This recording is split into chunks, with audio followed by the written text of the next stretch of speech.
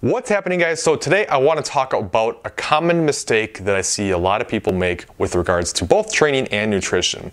And we have to almost kind of take a step back and sometimes understand that less is more. Right? A lot of times when we get into a fat loss journey or trying to just get in better shape, improve our health, look better, the thought process is usually like, okay, like I'm in, let's do it, let's go hard and let's get it. And like I just did a video about how it is important to go hard and to be all in on the process, but we also have to understand that more is not always better, right? Understand that the body is very adaptive, right? So if you slash your calories really hard and you go do a ton of work in the gym, right? So like if you've done nothing, and now all of a sudden you're training 6-7 days a week and you're doing an hour of cardio each day and you're only eating 1,200 calories after you were eating a ton.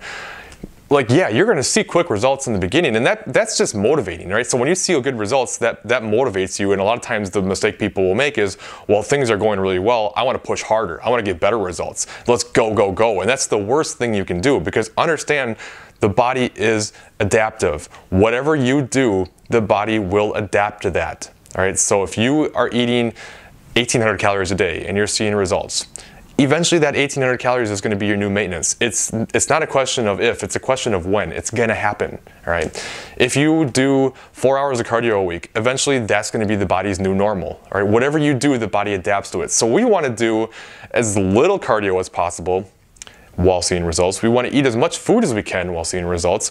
We want to keep our training volume lower while seeing results so that we can make changes and make adjustments when things stall out. But if you go hard and go fast and go crazy right off the bat, you're not leaving yourself any wiggle room.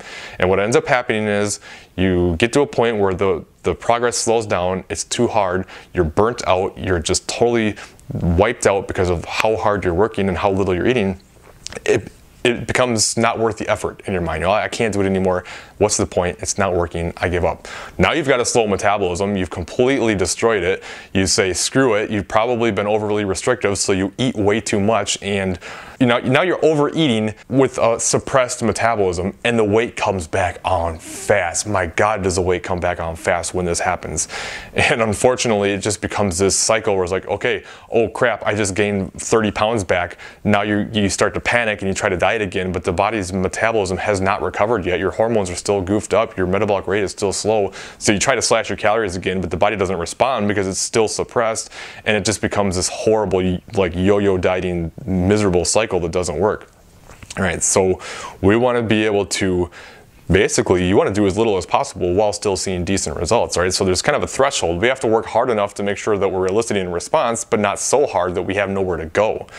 So if you're doing nothing, don't start lifting 7 days a week. You know, like if you're lifting 7 days a week now and you stall out, what are you going to do? Are you going to start doing 2-a-days? Like, what are you going to do? If you're doing 5 hours of cardio a week, what are you going to do? 6, 7, 8? If you're eating 1,200 calories and it stalls out, what are you going to do? Eat 1,000, 800, 600?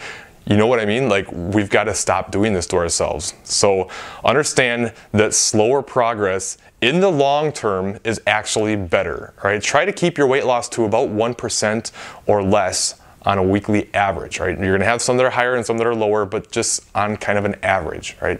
If you're going much harder than 1 to 1.5% per week, you're sacrificing lean body mass, and you're gonna have your metabolism adapt faster, and it's going to be a worse process. The faster the weight loss in the beginning, the more likely it is to be unsustainable, the more likely it is for you to stall out and not see further progress. Slow results in the beginning give you better long-term results. Fast results in the beginning give you worse long-term results. So we got to stop with this whole short-term, only fixating on big weight loss goals that so many people have, and start thinking big picture. All right, so whatever you're doing, whether you're training, cardio, nutrition, got to leave ourselves some wiggle room. We got to allow the body to adapt and then make the changes from there, right?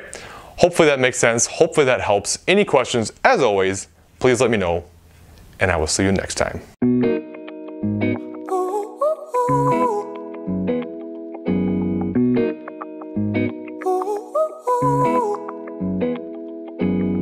I'm addicted to the love that you're giving.